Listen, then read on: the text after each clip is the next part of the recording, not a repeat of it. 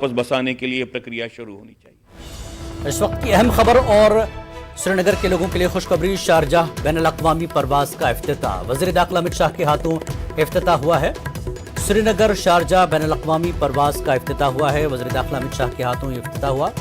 अमित शाह ने कहा कि हम आज इसे खोलने का ऐलान करते हैं। अमित शाह ने कहा कि इससे सयाहत को फ़रोग़ हासिल होगा और यूटी में मज़ीद सरमायाकारी में मदद मिलेगी।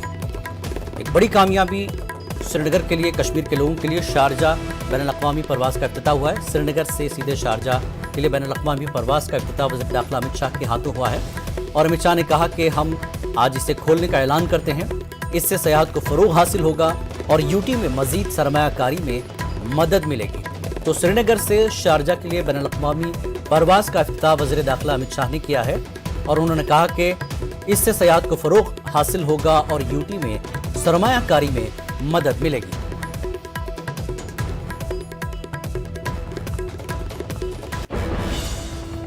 और आगे बढ़ेंगे। All India anti terrorist front के चेयरमैन